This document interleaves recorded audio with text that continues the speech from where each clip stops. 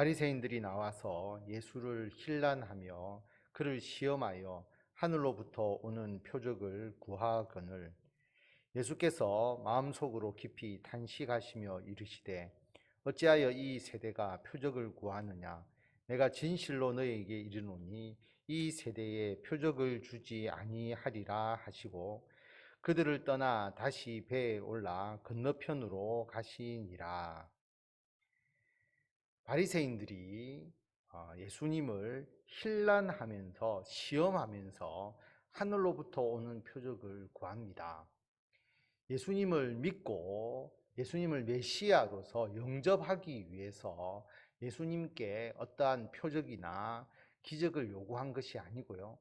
예수님을 힐난하고 예수님을 시험하기 위해서 하늘로부터 오는 표적, 엘리야가 하늘에서 불이 내려서 재물을 태우는 그런 기적을 행한 것처럼 뭔가 신비롭고 새로운 기적을 보여줘서 본인이 메시아임을 증명하라라고 하는 것입니다. 그런데 의도가 불순하다라고 하는 것이죠. 그래서 예수님께서 마음속으로 깊이 탄식하시면서 말씀합니다. 이 세대가 표적을 구하는 것, 예수님을 믿고 영접하기 위한 것이 아니기 때문에 내가 너희들에게 표적을 주지 않겠다라고 말씀합니다. 좀 쉽게 말씀을 드린다면 아주 유명한 바이올린 연주자가 있는데 겉으로 보기에는 너무나 평범하게 보이는 겁니다. 그래서 당신이 그 유명한 바이올린 연주자 맞냐? 한번 연주해봐라. 그러면 내가 당신이 그 바이올린 연주자임을 내가 믿겠다. 그러면 그 바이올린 연주자가 자기를 드러내기 위해서 바이올린 연주를 그 사람 앞에 하면서 자기를 나타내어야 하느냐 하는 것이죠. 그럴 필요가 없는 것과 같습니다. 예수님께서 탄식하시면서 표적만 구하는, 그리고 설사 예수님께서 그 표적을 행하셨다고 해도 받아들이지 않는, 왜냐하면 이미 하늘로부터 오는 표적 이상의 예수님이 많은 기적과 그리고 예수님께서 많은 치유의 역사를 행하셨는데 그 소식을 듣고 또 믿지 않는 사람들이었기 때문입니다. 그리고 그것을 보고도 예수님을 영접하지 않는 많은 사람들이 있었다라고 하는 것이죠. 그래서 드러내놓고 그들에게 자신을 메시아로 나타내기 위한 표적과 기적은 행하시지 아니하시고 그 사람들을 긍휼히 여기시고 그 사람들에게 필요한 기적을 행하시면서 고치시고 또 그들을 회복시키시는 그런 역할을 예수님께서 하셨습니다. 14절에 보면 제자들이 떡 가져오기를 잊었음에 배에 떡 한 개밖에 그들에게 없더라. 예수께서 경고하여 이르시되 삼가 바리새인들의 누룩과 헤롯의 누룩을 주의하라 하시니 제자들이 서로 수군거리기를 이는 우리에게 떡이 없음이로다 하거늘 예수께서 아시고 이르시되 너희가 어찌 떡이 없음으로 수군거리느냐 아직도 알지 못하며 깨닫지 못하느냐 너희 마음이 둔하냐 너희가 눈이 있어도 보지 못하며 귀가 있어도 듣지 못하느냐 또 기억하지 못하느냐 내가 떡 5개를 5천 명에게 떼어줄 때에 조각 몇 바구니를 거두었더냐 이르되 12이니이다 또 7개를 4천 명에게 떼어줄 때에 조각 몇 광주리를 거두었더냐 이르되 7이니이다 이르시되 아직도 깨닫지 못하느냐 하시니라. 예수님께서 제자들과 함께 배에 올라서 건너편으로 가시는데 그때 떡 가져오는 것을 잊어버렸습니다. 배에 떡이 하나밖에 없었다라고 하는 겁니다. 사람이 많은데. 그래서 예수님께서 바리새인의 누룩과 헤롯의 누룩을 주의하라라고 하십니다. 이 헤롯의 누룩, 바리새인의 누룩이라고 하는 것은 급속히 퍼져나가는 거잖아요. 그래서 누룩은 좋은 의미로도 쓰입니다. 천국의 비유에도 사용이 되었죠. 천국이 확장되어 가는 것. 예수님과 제자로부터 시작된 하나님의 나라가 이 땅에서 주의 복음 전파에 의해서 확산되어 가는 것. 누룩으로도 비유를 하죠. 그러나 좋지 않은 의미로도 쓰입니다. 왜냐하면 악도 누룩처럼 퍼져나가기 때문이죠. 바리새인의 누룩, 외식하는 것, 겉으로만 하나님을 잘 섬기는 것처럼 그렇게 거칠애로 신앙생활하는 것이 급속하게 퍼져나갈 수가 있다라고 하는 것. 바리새인의 누룩. 헤롯의 누룩은 정치적인 것이죠. 자신의 정권을 유지하기 위해서 예수 그리스도를 믿는 사람들을 억압을 하죠. 정치적 소요가 일어나지 않도록 그 나라를 안정화시키려고 하니까 하나님의 뜻, 하나님의 계획보다는 자신의 정권에 더욱더 몰입하는, 자신의 영광을 위해서 예수님을 오히려 희생하려고 하는 그러한 것. 정치적 측면과 종교적 측면에서의 누룩이 있다라고 하는 것입니다. 여러분, 예수님이 중심이 되지 않고 자신의 정치적인 욕망을 앞세우게 되면 헤롯의 누룩이 되어 버립니다.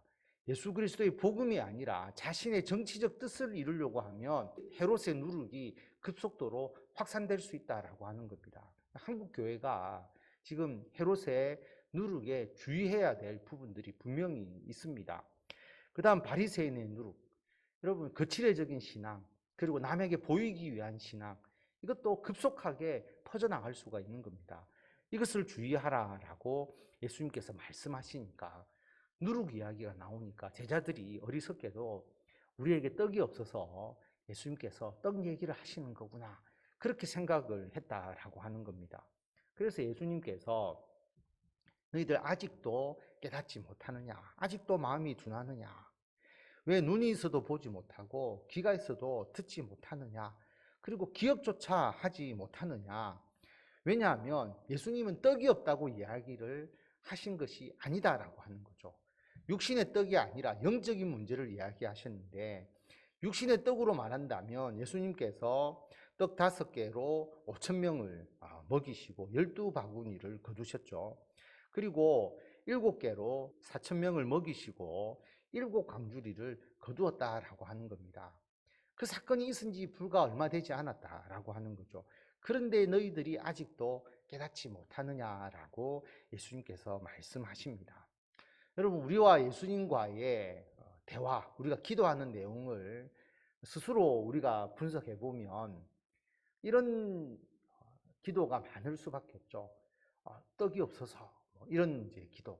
근데 예수님은 떡을 위해서 기도를 할 필요가 있느냐라고까지도 말씀하십니다. 물론 일용할 양식을 위해서 기도해야 되지만 우리가 그 떡 문제로 예수님과 더불어서 씨름할 필요가 없다라고 하는 거죠. 왜냐하면 우리가 일용할 양식을 위해서 기도하면 일용할 양식의 문제는 주님께서 우리들에게 기본적으로 해결을 해 주신다라고 하는 것입니다.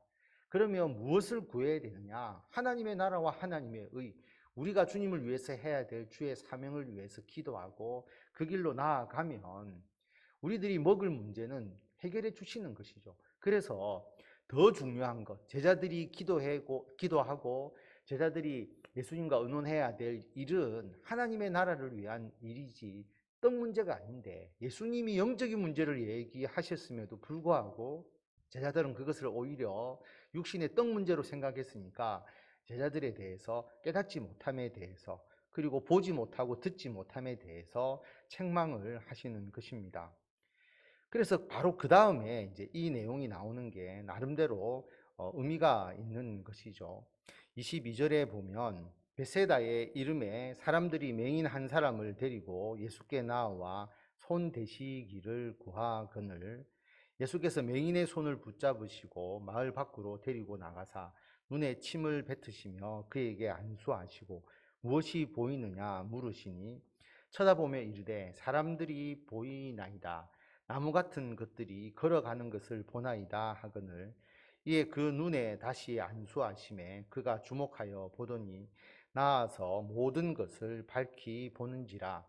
예수께서 그 사람을 집으로 보내시며 이르시되 마을에는 들어가지 말라 하시니라. 바로 그 다음에 무슨 얘기가 나오느냐 하면 앞을 보지 못하는 맹인을 고쳐주신 내용이 나오는 것이죠. 의미가 있는 것입니다. 예수님은 보지 못하는 자, 그리고 앞으로 하나님의 하시는 일, 하나님의 역사를 깨닫지 못하는 자를 보게 하시고 깨닫게 하시고 주의 말씀을 듣게 하시는 분이시다라는 것을 이어서 보여주는 것입니다. 그래서 맹인을 치유하시는 예수님의 모습이 나오게 됩니다. 예수님께서 그 맹인을 붙잡으셔서 마을 밖으로 데리고 나가시는 겁니다.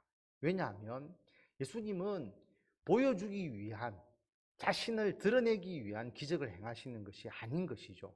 이 맹인이 예수님께 치유해 달라고 나와서 간구했기 때문에 이 맹인을 치유해 주시는 겁니다. 그래서 마을 밖으로 데리고 나가시죠. 그리고 눈에 침을 뱉으시며 안수하시면서 무엇이 보이느냐 물으십니다. 예수님께서 접촉하시는 거죠. 그의 믿음을 북돋아 주십니다. 그래서 치유를 받을 수 있도록 예수님께서 접촉하시면서 무엇이 보이느냐 안수에 물어보니까 나무 같은 것들이 걸어가는 것을 봅니다. 그래서 보지 못하는 자가 보이게 되었는데 나무같이, 사람이 나무처럼 그렇게 보이는, 아주 흐릿하게 보이는 것을 말하죠. 윤곽이 정확하게 보이지 않는 상태로 치유되었다라고 하는 것을 알 수가 있습니다. 그래서 다시 그 눈에 안수를 하시죠. 그러니까 모든 것을 밝히 보았다라고 하는 것입니다. 이것을 보면 예수님이 치유의 능력이 부족한 거 아니냐, 안수하면 한 번에 싹 다 봐야지 왜 안수를 했는데도 불구하고 처음에 잘 안 보이다가 그 다음에 한 번 더 안수하니까 더 잘 보이느냐, 예수님의 치유의 능력에 문제가 있는 것이 아니냐라고 생각을 하지만, 여러분 이 구절을 보면서 상당히 많은 것을 생각하게 해줍니다. 여러분 우리가 예수님께서 무언가를 치유하셨다라고 하면 일종의 마술처럼 생각하잖아요. 순식간에 짠 하면 뭔가 싹 고쳐져 있고, 뭐 없는 것이 짠 하면 싹 생겨져 있고, 그렇게 생각하지만 여러분 우리가 엄격하게 치유에 대해서 생각해 보면, 과학적으로 생각해 보면, 여러분 우리가 예수님께서 보지 못하는 자를 보여주셨다라고 하는 것은 우리도 의학적으로 잘 모르지만 죽어있던 뭐 시신경이 회복된다든지 과학적으로 뭔가 어떤 부분들이 분명히 고쳐져야만이, 기능이 회복되어야만이 볼 수 있는 거잖아요. 영화나 뭐 만화처럼 그렇게 바뀌어지는 게 아니라 구체적으로 우리들의 몸의 일부를 치유하셔야 우리가 보게 되고 걷게 되고, 그리고 우리가 다시 듣게 되는 거잖아요. 그래서 그 세밀한 조정 과정, 마치 우리가 안경을 맞추기 위해서 안과에 가서 시력 검사를 받으면 우리들의 눈을 계속 맞춰보면서 검사를 해서 시력을 맞춰주는 것처럼 예수님께서도 그렇게 한 사람 한 사람의 그 모든 부분들을 어루만지시면서 가장 최적의 상태로 고쳐주시는 것이죠. 의사와 같이 그런 우리들의 몸의 변화를 맞추어 나가시는 모습이다라고 볼 수가 있습니다. 그래서 오히려 이런 구절을 통해서 더욱더 예수님의 치유의 능력에 대해서 우리가 생각하게 되는 것입니다. 더 의미가 있는 것이죠. 그리고 예수님께서 그 사람을 집으로 보내시면서 마을에는 들어가지 마라. 왜냐하면 또 예수님에 대해서 잘못된 소문, 또 예수님을 단지 표적으로만, 기적으로만 보려고 하고, 그리고 예수님의 그 본질적인 메시아로서의 사명에 대해서는 관심을 가지지 않는, 영적으로 죽어져 있는 그런 사람들에게 잘못된 신호를 주지 않기 위해서 마을에는 들어가지 말라라고 말씀하시는 것을 볼 수가 있습니다. 오늘 말씀을 통해서 예수님께서는 우리들에게 헛된 표적, 기적을 먼저 구하는 것이 아니다. 예수님을 인격적으로 만나고 예수님을 위해서 살아가는 우리들이 먼저 되어야 한다. 그러면 우리가 살아가는 삶 속에서 어떤 때는 예수님께서 기적도 주시고 또 능력도 주시고 더 큰 은총을 주시는 것이지, 이것이 바뀌면 되지 않는다라고 하는 것을 분명하게 말씀합니다. 그리고 우리들의 삶 속에서 먹는 떡 문제가 우선이 아니라 하나님의 나라의 일이 우선이 되고, 그러면 우리들에게 일용할 양식도 주님께서 더해 주신다. 이것을 바라보는 자가 되어야 된다. 우리가 앞을 보지 못하는 자처럼 하나님이 하시는 일, 또 예수님께서 우리를 통하여 이루고자 하시는 주의 뜻을 보지 못하면 되지 않는다. 주님께서는 우리들을 볼 수 있도록, 그래서 주의 일을 할 수 있도록 만들어 주시는데 순식간에 싹 변해서 만들어 주시는 것이 아니라 우리를 조금씩 하나님의 일에 적합하도록 변화시켜 주시고, 그리고 만들어 주셔서 결국은 주님의 일을 제대로 할 수 있도록 해 주신다라고 하는 것을 기억하시고 이 은혜를 받아 누리시는 성도 여러분들이 다 되시기를 바랍니다.